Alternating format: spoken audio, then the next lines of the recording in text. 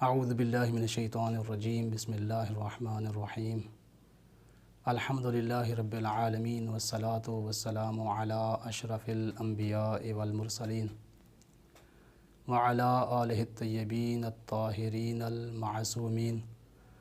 ولعنۃ اللہ علی اعدائہم اجمعین اما بعد فقد قال اللہ تبارک و تعالی فی کتابہ المجید بسم اللہ الرحمن الرحیم وفضل اللہ المجاہدین باموالہم وبانفسہم علی القاعدین درجۃ صدق اللہ العلی العظیم۔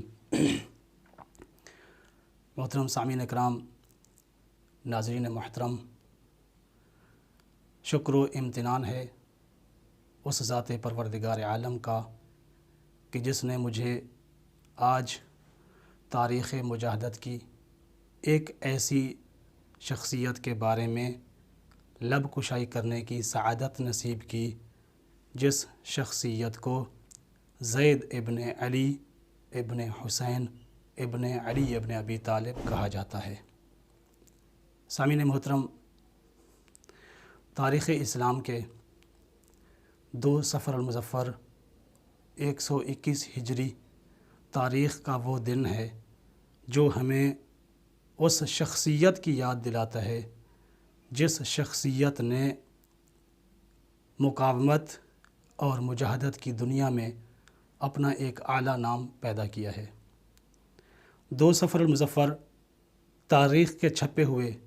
اس کردار کو ہمارے سامنے پیش کرتا ہے جس نے اپنے خون کی سرخی کے ذریعے بنو امیہ کی اسلام دشمنی اور ان کی سیاکاریوں کو روز روشن کی طرح واضح کر دیا۔ حضرت زید ابن امام زین العابدین علیہ السلام اپنی زندگی کے ابتدائی سال جناب زید نے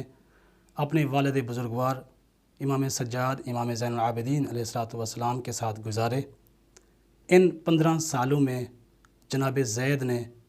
اپنے والد محترم سے امامت اور قیادت کے رموز سیکھے۔ امام زین العابدین علیہ السلام کی شہادت کے بعد حضرت امام محمد باقر علیہ السلام نے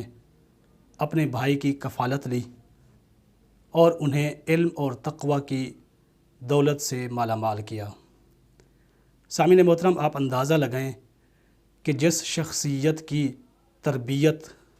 2 ائمہ نے کی ہو، اس شخصیت کے اخلاق، اس شخصیت کے علم، اس شخصیت کے کردار، اس شخصیت کی کرامت، اس کی سخاوت اور اس کی شجاعت کا اندازہ لگانا امکان سے باہر ہے۔ یہی وجہ ہے کہ جناب زید نہ فقط علمی میدان میں بلکہ عملی میدان میں ایک بے مثال شخصیت کے حامل تھے۔ جناب زید کی عملی زندگی کے بارے میں ان کے بیٹے حضرت یحییٰ فرماتے ہیں، خدا رحم کرے میرے والد بزرگوار حضرت زید پر کہ جو پروردگار عالم کی عبادت کو بہت زیادہ پسند کرتے تھے۔ ان کی راتیں قیام میں گزرتی تھیں اور ان کا دن روزے کی حالت میں گزرتا تھا اور راہ خدا میں جہاد کو پسند کرتے تھے۔ جناب زید اپنے ہی بارے میں فرماتے ہیں کہ مجھے قسم ہے اس رب کائنات کی کہ جو انسان کی شہرگ سے بھی زیادہ قریب تر ہے، میں زید ابن علی نے کبھی بھی اپنے رب کی نافرمانی کر کے اس کی اہانت اور توہین نہیں کی، بلکہ میں نے اس کی اطاعت کی ہے اور میں نے ہر اس شخص کی اطاعت کی ہے کہ میرے رب نے جس کی اطاعت کا حکم دیا ہے۔ سامعین محترم، جناب زید کے عملی زندگی کو ان 2 لفظوں میں بیان کر کے اگلے مرحلے میں داخل ہوں گا کہ جناب زید کو عبادت سے کس قدر پیار تھا، قرآن سے کس قدر پیار تھا۔ جناب زید قرآن مجید کی اس قدر کثرت کے ساتھ تلاوت کرتے تھے کہ جناب زید کو کثرت تلاوت قرآن کی وجہ سے حلیف قرآن کا لقب دیا گیا۔ جناب زید پروردگار عالم کی عبادت کو اتنا پسند کرتے تھے، اتنے سجدے کرتے تھے، اتنی عبادت کرتے تھے کہ کثرت عبادت کی وجہ سے جناب زید کو استوانۃ المسجد کا لقب دیا گیا۔ سامعین محترم، جس زمانے میں حضرت زید بن امام زین العابدین علیہ السلام نے آنکھ کھولی، اس زمانے میں حسینیت کی مسند پر بیٹھنے والے آفتاب ہدایت حضرت امام زین العابدین علیہ السلام تھے، اور اس زمانے میں یزیدیت کی نمائندگی کرتے ہوئے اور یزیدیت اپنی نجاست کے ساتھ ہشام بن عبد الملک کی شکل میں دامن اسلام کو آلودہ کر رہی تھی۔ سامعین محترم، حضرت زید بن علی کی زندگی کا جو اہم ترین اور مہم ترین پہلو ہے وہ ان کی مجاہدت ہے، وہ ان کا جہاد ہے، وہ ان کی مقاومت ہے کہ جناب زید نے اپنے زمانے کے طاغوت کے سامنے نہ جھکے نہ بکے، بلکہ طاغوت کی آنکھوں میں آنکھیں ڈالیں اور تلوار کو اپنی ڈھال بنایا، تلوار کے ذریعے ان کے سامنے قیام کیا۔ حضرت زید نے اپنے زمانے کی طاغوت کا مقابلہ کیا اور اس کے ساتھ علم جہاد بلند کیا۔ سامعین محترم، یہ نقطہ یاد رکھیے گا کہ جناب زید علیہ السلام جہاد کا شوق نہیں رکھتے تھے، جہاد ان کا مشغلہ نہیں تھا، جہاد ان کا شوق نہیں تھا، بلکہ اگر روایات کی دنیا میں جا کر غور کریں، دیکھیں تو پتہ چلتا ہے کہ جناب زید کا مجاہدت کی راہ کو اختیار کرنا، جہاد کی راہ کو اختیار کرنا وہ ان کی شوق کی وجہ سے نہیں تھا، بلکہ یہ مشیت الہی تھی۔ حضرت امام زین العابدین علیہ السلام نماز فجر کے بعد تلاوت قرآن مجید میں مشغول تھے کہ ان کو خبر دی گئی کہ مولا آپ کے ہاں جناب زید کی ولادت ہوئی ہے۔ امام زین العابدین علیہ السلام نے جب قرآن مجید کی طرف غور کیا تو ایک آیت سامنے آئی، بسم اللہ الرحمن الرحیم، وَفَضَّلَ اللَّهُ الْمُجَاهِدِينَ بِأَمْوَالِهِمْ وَبِأَنفُسِهِمْ عَلَى الْقَاعِدِينَ دَرَجَةً، کہ پروردگار عالم نے مجاہدین کو، جو لوگ اللہ کی راہ میں اپنے اموال کے ذریعے، اپنی جانوں کے ذریعے جہاد کرتے ہیں، پروردگار عالم نے ایسے مجاہدین کو گھر میں بیٹھنے والوں پر فضیلت عطا کی ہے۔ امام علیہ السلام نے اس آیہ مجیدہ کو دیکھا، پھر قرآن کو بند کر دیا، پھر دوبارہ قرآن کو کھولا تو یہ آیہ مجیدہ لکھی ہوئی تھی کہ ان اللہ اشتری من المؤمنین من انفسہم بان لہم الجنہ یقاتلون فی سبیل اللہ فیقتلون ویقتلون۔ امام سجاد علیہ السلام نے قرآن مجید کو بند کیا اور دوبارہ کھولا۔ جب دوبارہ کھولنے کے بعد قرآن پہ نظر کی تو قرآن مجید کی یہ آیہ مبارکہ جناب امام زین العابدین علیہ السلام کے سامنے ہوئی، جس میں پروردگار عالم کی یہ آیہ مجیدہ سامنے تھی کہ ان اللہ اشتری من المؤمنین انفسہم واموالہم بان لہم الجنہ یقاتلون فی سبیل اللہ فیقتلون ویقتلون، کہ باتحقیق اللہ تبارک و تعالی نے مومنین کے نفوس کو اور ان کے اموال کو جنت کے عوض میں خرید لیا ہے کہ وہ اللہ کی راہ میں جہاد کرتے ہیں، اللہ کی راہ میں قتل و قتال کرتے ہیں اور اللہ ہی کی راہ میں قتل کر دیے جاتے ہیں۔ امام زین العابدین علیہ السلام نے جب ان دو آیات کو دیکھا تو فوراً 2 مرتبہ کہا واللہ ہوا زید، واللہ ہوا زید، یہ اللہ کی راہ میں جہاد کرنے والا کوئی اور نہیں، یہ جو میرا بیٹا زید پیدا ہوا ہے یہ وہ مرد مجاہد ہے جو طاغوت کے مقابلے میں راہ خدا میں جہاد کرے گا۔ تو جناب زید کا مقاومت کی راہ کو اختیار کرنا، مجاہدت کی راہ کو اختیار کرنا، یہ ان کا شوق نہیں تھا بلکہ یہ مشیت الہی تھی۔ اور جناب زید کی مقاومت، ان کی مجاہدت کے بارے میں کتب تاریخ میں تفصیل موجود ہے، ہم اس کلپ کے ذریعے چند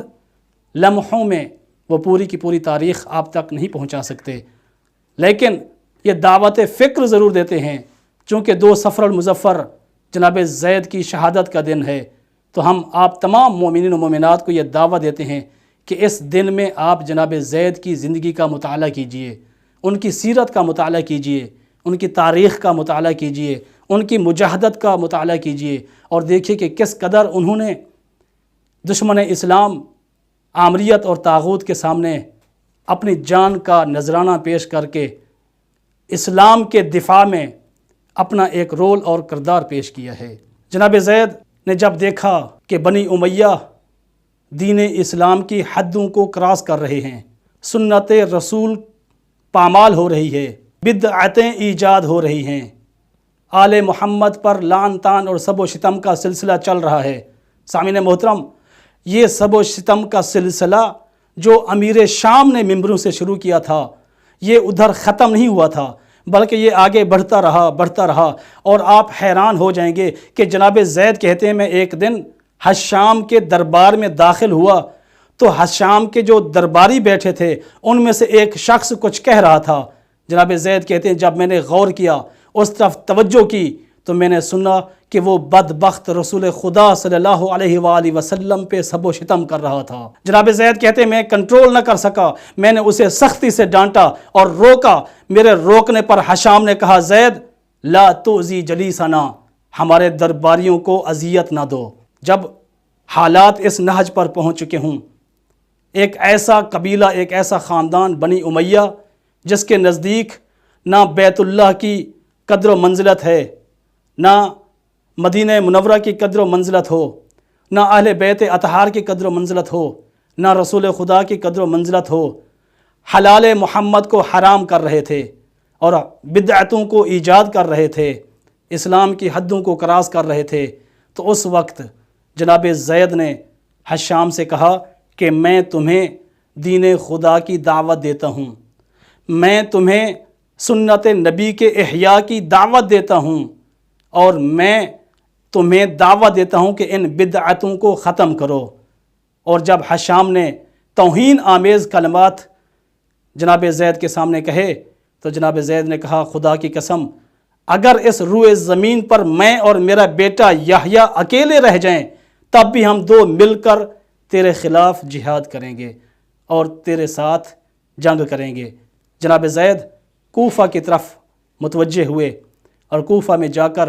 جناب زید نے اپنی اس تحریک کا آغاز کیا۔ تاریخ کہتی ہے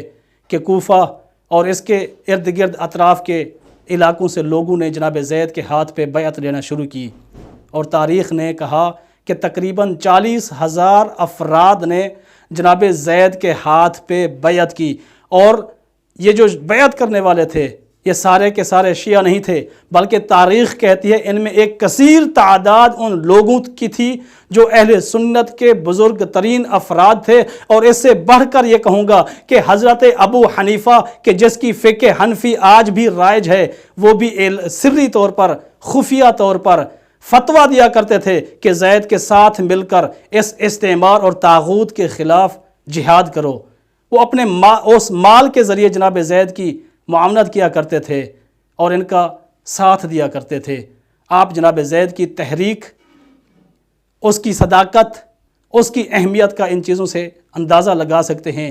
کہ یہ وہ تحریک ہے کہ جس میں فقط شیعہ جناب زید کے ساتھ نہیں تھے بلکہ اہل سنت کے اکابرین بھی ساتھ تھے، اور جناب حضرت ابو حنیفہ کا فتویٰ اور ان کی تائید بھی جناب زید کو حاصل تھی۔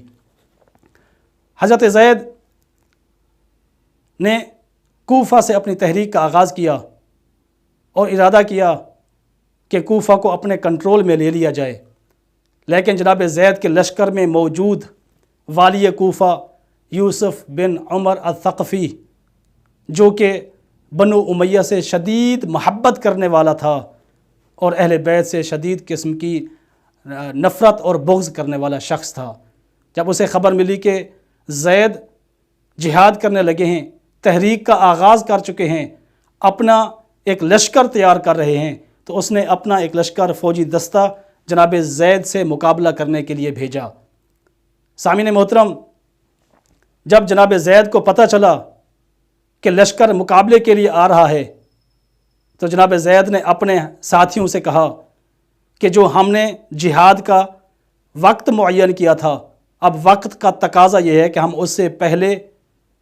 اس کام کو سر انجام دیں، لیکن چونکہ رات کا وقت تھا، شدید سردی تھی، اس لیے زیادہ لوگ آمادہ نہ ہوئے، فقط 250 افراد نے جناب زید کا ساتھ دیا، اور جناب زید ان 250 افراد کو لے کر